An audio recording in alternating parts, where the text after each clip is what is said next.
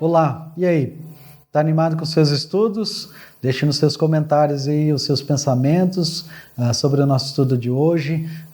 Se você concorda ou não concorda, vamos discutir. Muito bem, estamos aí com a parábola dos talentos, estudo número 9, parábolas de Jesus, a sequência realmente do estudo anterior que nós fizemos, a parábola das 10 virgens. Estamos caminhando aí para a metade dos nossos estudos agora. E hoje nós vamos então ver esse texto tão rico. Abra sua Bíblia, liga seu texto aí, nós podemos seguir juntos. A parábola dos talentos, Mateus capítulo 25, versículo 14. Nosso versículo-chave realmente está no meio do texto, aparece aí no nossa tela, Mateus 25, aparece por 2 vezes, versículo 21, repete no versículo 23, e você sabe que quando Jesus enfatiza isso é muito importante, ele diz, o Senhor disse, muito bem, meu servo bom e fiel. Vamos orar? Senhor, mais uma vez estamos na sua presença, nesse tempo que estamos vivendo, nos ajuda, Deus, a poder olhar para a sua palavra, aproveitar para conhecer mais da sua vontade e que nós possamos, ó Deus, desfrutar do privilégio de um dia na sua presença poder ouvir essas mesmas palavras que o Senhor colocou na sua parábola, falando sobre servo bom, servo fiel. Nos ajuda, Deus, a sermos encontrados assim, nos ilumina pelo Teu Santo Espírito nesse momento, abrindo a sua palavra, entendendo a sua vontade, é que eu te peço em nome de Cristo. Amém. Muito bem, então, aí nós temos o nosso texto e eu vou ler com você a nossa parábola. Mateus capítulo 25, a parábola vai do versículo 14 até o versículo 30, e é muito rico. Eu quero que você note as ênfases no nosso texto aqui na tela, tem as palavras-chave, são bem importantes, eu coloquei para ajudar você a destacar, como a gente tem feito nos últimos textos. Então vamos lá, versículo 14. O reino dos céus também pode ser ilustrado como a história de um homem que estava para fazer uma longa viagem. Ele reuniu seus servos e lhes confiou seu dinheiro, dividindo de forma proporcional à capacidade deles. Ao primeiro entregou 5 talentos, ao segundo 2 talentos e ao último 1 talento, e então foi viajar. O servo que recebeu 5 talentos começou a investir o dinheiro e ganhou outros 5. O servo que recebeu 2 talentos também se pôs a trabalhar e ganhou outros 2. Mas o servo que recebeu 1 talento cavou um buraco no chão e ali escondeu o dinheiro do seu senhor. Depois de muito tempo, o senhor voltou de viagem e os chamou para prestarem contas de como havia usado o dinheiro. O servo ao qual ele havia confiado 5 talentos se apresentou com mais 5. O senhor me deu 5 talentos para investir e eu ganhei mais 5. O senhor lhe disse, muito bem, meu servo bom e fiel. Você foi fiel na administração dessa quantia pequena e agora lhe darei muitas outras responsabilidades. Venha celebrar comigo. O servo que havia recebido 2 talentos se apresentou e disse, o senhor me deu 2 talentos para investir e eu ganhei mais 2. O senhor então disse, muito bem, meu servo bom e fiel. Você foi fiel na administração dessa quantia pequena e agora lhe darei muitas outras responsabilidades. Venha celebrar comigo. Por último, o servo que havia recebido 1 talento veio e disse, eu sabia que o senhor é homem severo, que colhe onde não plantou e ajunta onde não semeou. Tive medo de perder seu dinheiro, por isso o escondi na terra. Aqui está ele. O senhor, porém, respondeu, servo mau e preguiçoso, se você sabia que eu colho onde não plantei e ajunto onde não semeei, por que não depositou meu dinheiro? Pelo menos eu teria recebido com juros. E em seguida ordenou, tirem o dinheiro deste servo, deem ao que tem os 10 talentos, pois ao que tem, mais lhe será dado, e terá em grande quantia, mas o que de nada tem, mesmo que não tem, lhe será tomado. Agora lancem este servo inútil para fora, na escuridão, onde haverá choro e ranger de dentes. Muito bem, vamos ver o contexto da parábola. Acho que a palavra bem importante, bem chave aqui, é a palavra talento. E eu espero que você saiba que Jesus não está falando do chocolatinho, não é esse o talento que ele está se referindo, e também não está se referindo à habilidade. No contexto aqui, o que ele está se referindo é uma medida de dinheiro. O Senhor da parábola, o Senhor no texto, ele está usando o talento, esse valor que está sendo dado para esses servos, é uma medida de peso. Então, o talento, ele se refere a uma medida que era utilizada para avaliar o ouro ou prata, uma forma de medir, né? Equivalia a cerca de 26 a 34 quilos. Né? Nós usamos a medida quilo, eles iriam usar essa medida de talento, então seria em torno desses valores aí.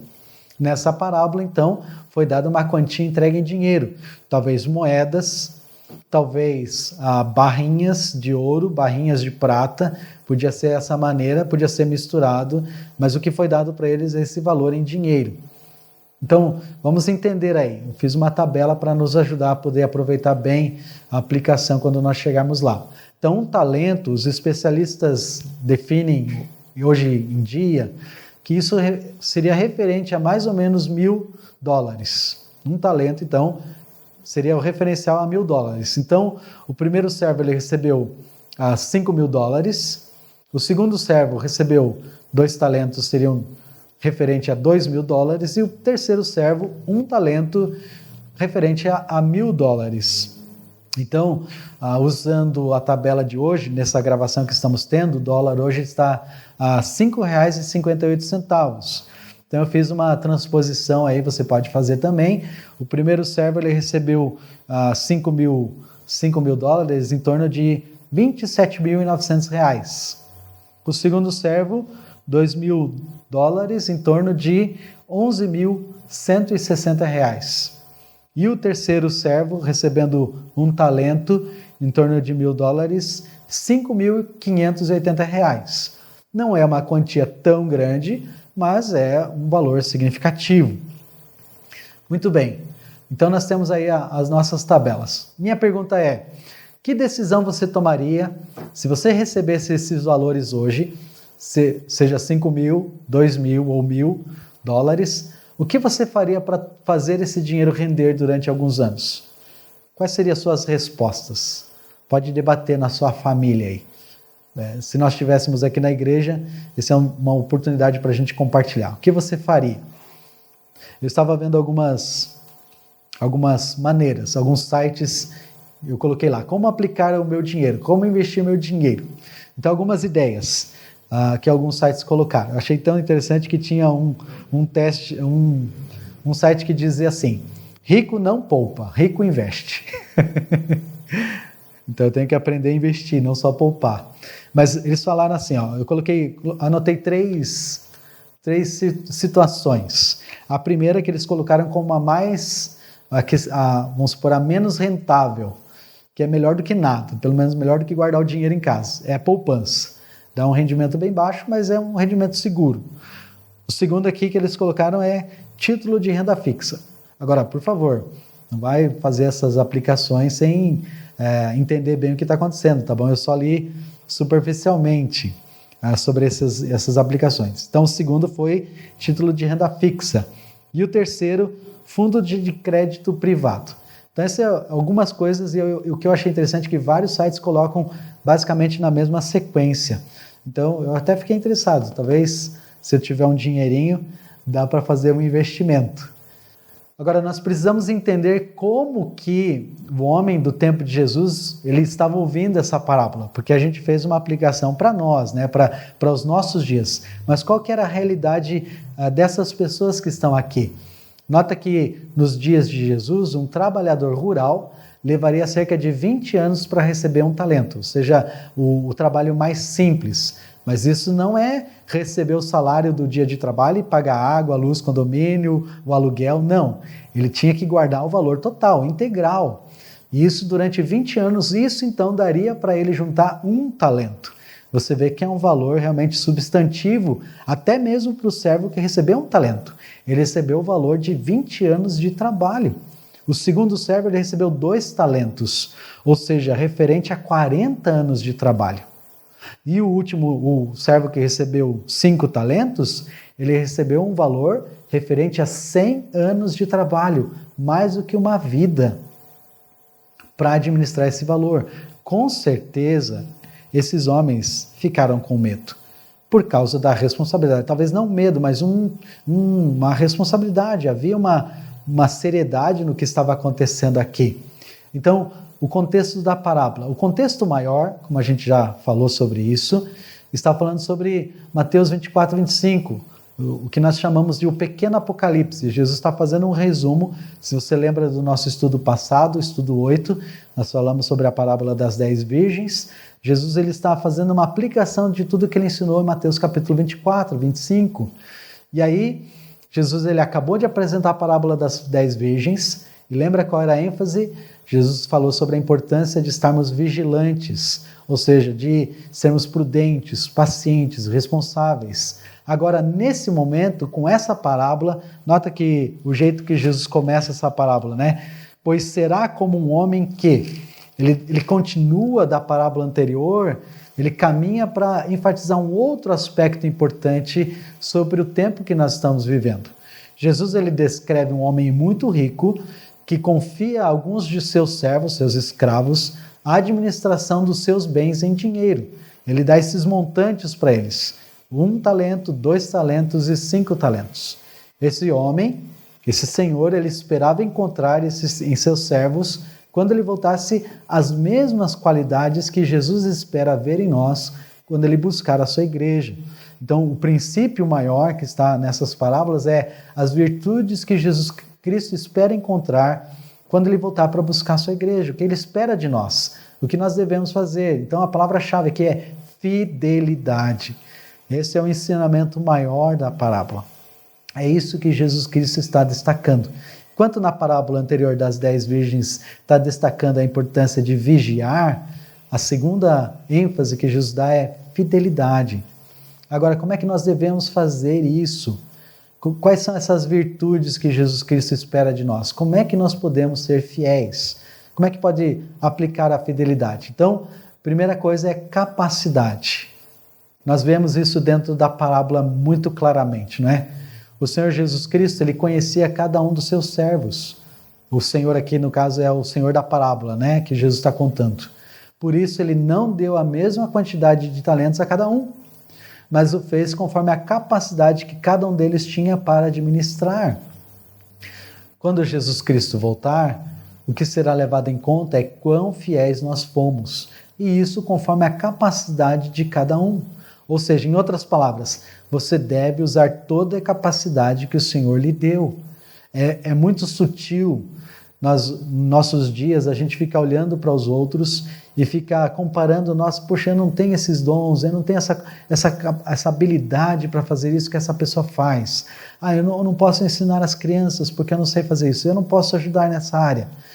Mas você deve usar a capacidade que o Senhor lhe deu.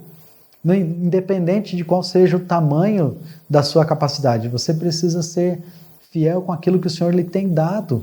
Nenhum salvo poderá dizer ao Senhor que foi improdutivo por causa de falta de capacidade. Todos nós temos capacidade. Seja mais simples, seja mais completa, todos nós temos. Deus que dá missão, olha essa frase aí. O Deus que dá missão dá a quantidade exata de capacidade para executar essa missão. Qual é a missão que o Senhor tem para você? E aqui eu tenho algumas perguntas chaves. Você já sabe qual é a sua missão? Qual é o propósito pelo qual Deus lhe salvou? Além de adorá-lo e servi-lo, como você serve ao Senhor? Qual é a missão? Se Deus te chamou para ser mãe, seja a mãe mais dedicada, mais fiel no seu lar. Se Deus chamou você para ser um sapateiro, seja o melhor sapateiro que possa existir. Só para você, eu estou colocando isso do sapateiro porque William Carey, que é considerado o pai de missões, o homem que trouxe de novo a visão de missões para a igreja que estava adormecida na Inglaterra, ele era um sapateiro, mas ele foi dedicado naquilo que ele fazia. E assim, com cada lugar onde você está, naquilo que você faz, faça o seu melhor. Você já identificou o que precisa para realizar sua missão? Será que você precisa de um treinamento, de um estudo? Precisa experiência, ficar junto com alguém que sabe fazer bem aquilo? Então dê os passos que você pode fazer para lhe ajudar a ser mais apto, a ser mais capaz. Muito bem. Segunda virtude que Jesus Cristo destaca, além da capacidade, é produtividade. Nós percebemos aqui na parábola que os 2 servos foram imediatamente administrar o dinheiro do seu senhor. De novo, como eu falei, eu não tenho dúvidas que havia medo, mas eles foram lá e enfrentaram a situação.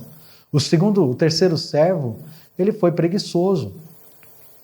Jesus Cristo mostra isso na parábola quando ele conta as palavras do Senhor. Ele não quis ter trabalho, por isso ele preferiu simplesmente enterrar o dinheiro recebido. Jesus está enfatizando a produtividade no trabalho que os primeiros 2 realizaram enquanto o Senhor não retornava. Ou seja, os servos produtivos foram elogiados pelo bom trabalho que realizaram. Eles duplicaram o que receberam. Eu acho que algumas pessoas têm um pouco de dificuldade nessa parábola, porque elas pensam, poxa, mas Deus me dá alguns talentos, eu tenho que dar o dobrado. Eu acredito que, agora, se eu estiver enganado, por favor, deixe nos comentários, tá bom? Eu acredito que o alvo a questão não é o conseguir o dobro. Não era isso que o Senhor estava esperando. Ele estava esperando a atitude deles de usar a criatividade e usar a capacidade e a produtividade deles. Eles usarem aquele dinheiro que eles tinham e produzir algo. E aí o esforço deles, eu acredito que o louvor está não na questão deles terem conseguido o dobro, mas pela atitude que eles tiveram, por eles irem lá e enfrentarem essa situação. Por isso, servo bom e fiel. Nota a bondade, a atitude do coração deles e também a fidelidade deles, ele ir lá e honrar isso.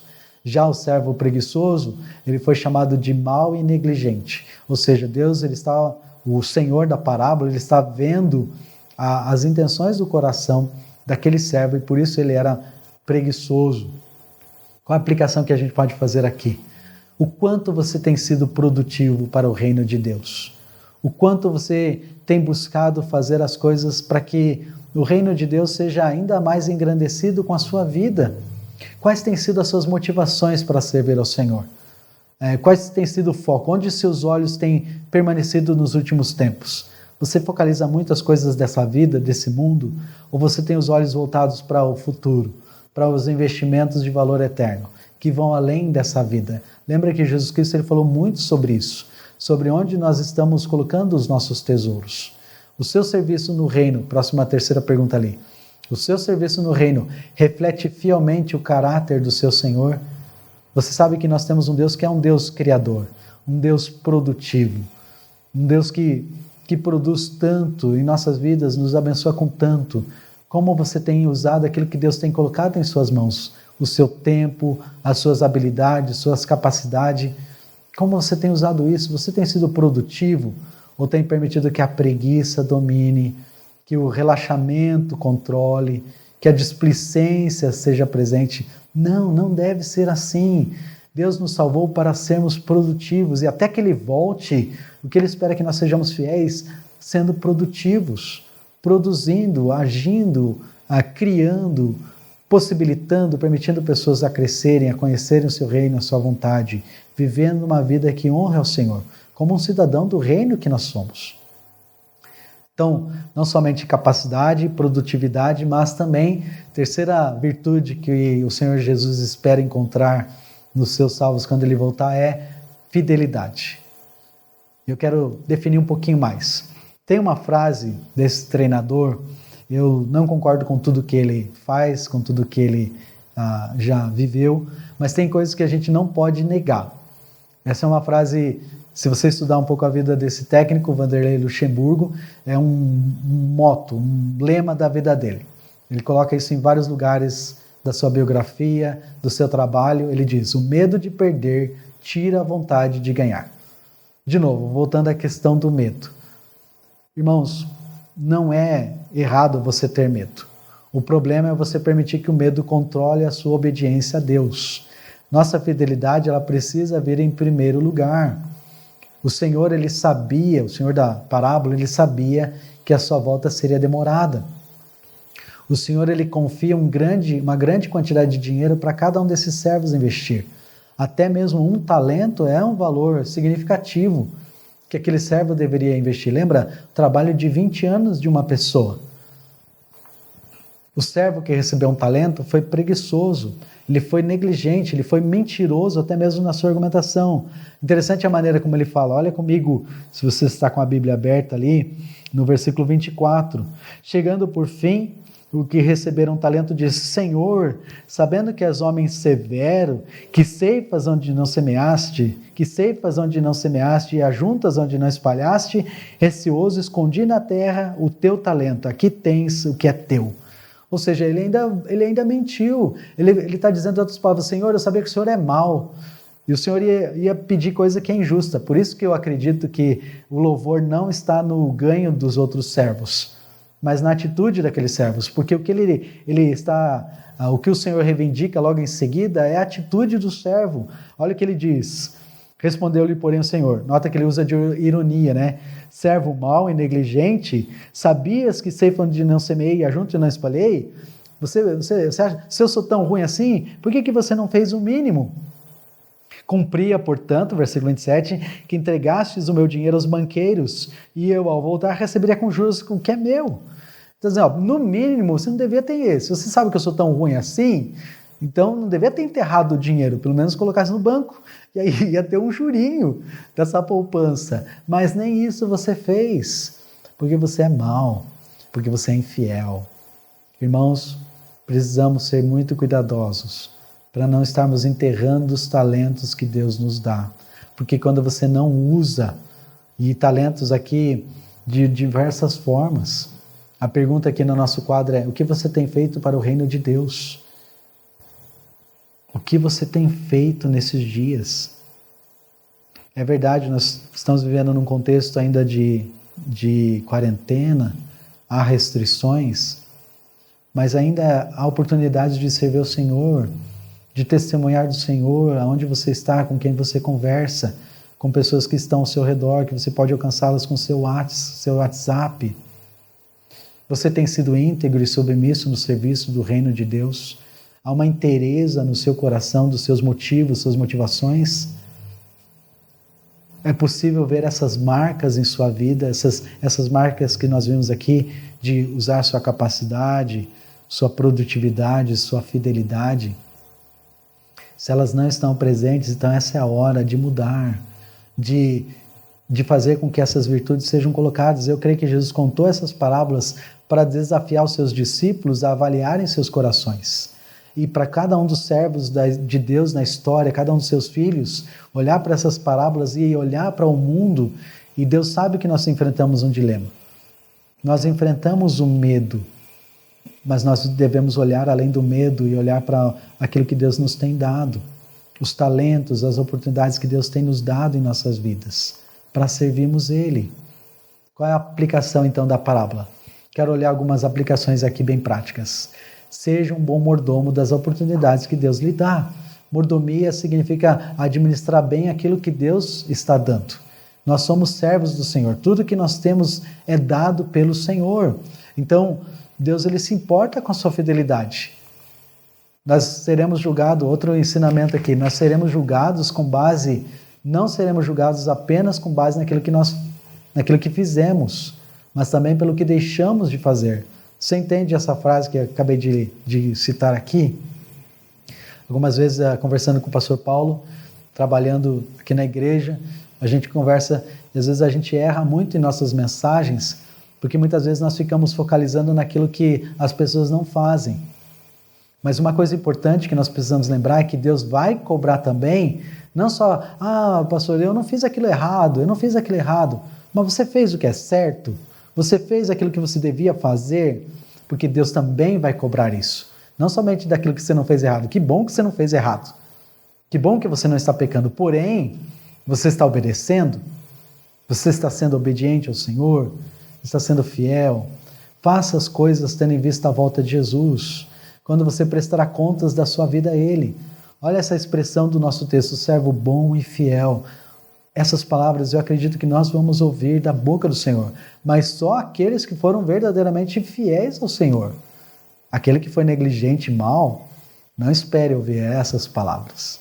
Seja responsável com a sua vida diária, dia após dia. O ontem, irmãos, já foi. O amanhã ainda não existe. Você precisa ser fiel hoje ao Senhor. Decida ser fiel ao Senhor a cada dia que o Senhor permitir que você viva nesse mundo, para que quando Ele chegar possa encontrar você fiel. Tudo que nós temos, acabei de falar sobre mordomia, né? Nosso tempo, nossos talentos, nossas habilidades, nossa saúde, nossos bens, deve ser administrado com sabedoria para frutificar para o Senhor. E é isso que essa parábola está falando. Pessoas incrédulas, elas apenas apresentam desculpas diante do Senhor. Elas nunca reconhecem seu pecado. Eu acredito que Jesus termina essa parábola falando sobre esse servo sendo lançado fora, e ali haverá choro e ranger de dentes, porque a verdade é que esse servo demonstrou com as suas atitudes que ele não era verdadeiramente salvo. Então ele não reconhece o erro dele. Muito pelo contrário, ele até julga culpado o Senhor que confiou a ele esses talentos. Não vamos ser assim, irmãos. Aplicação, nosso desafio. Dedique-se a Deus conforme a sua capacidade, com muita produtividade, com total fidelidade. O Senhor, Ele vai cuidar dos resultados, mas o que Ele pede de você é: seja fiel. Olha o final, e eu quero colocar essa frase como um grande incentivo para você, é um grande incentivo para mim. As palavras do Senhor Jesus Cristo para esse servo bom e fiel: venha e participe da alegria do seu Senhor. Eu creio, irmãos, que Deus Ele quer que todos nós participemos da alegria do Senhor. Mas isso vai depender de nós, da nossa atitude de fidelidade, de acordo com a sua palavra, daquilo que você já sabe. Se você não sabia dessas coisas, agora você sabe. E agora nós somos responsáveis para sermos fiéis também. Deus lhe abençoe. Vamos orar. Senhor, perdoa, Deus, nossas falhas, nossa negligência, algumas vezes nossa irresponsabilidade, nossa imaturidade. Nos ajuda, Deus, a sermos dedicados ao Senhor. A cada dia que o Senhor nos dá, e na sua volta poder ouvir do Senhor mesmo: servo bom e fiel. Nós podemos entrar no teu gozo e desfrutar, ó Deus, da alegria de viver no seu reino. Nós te louvamos, agradecidos pela sua palavra que nos enche de esperança e conforto. E agradecemos isso em nome de Jesus. Amém. Muito bem, semana que vem, o Senhor permitindo, próximo estudo, nós vamos falar sobre o bom samaritano, uma das parábolas muito ricas dentre todas essas parábolas que estamos estudando. Deus lhe abençoe.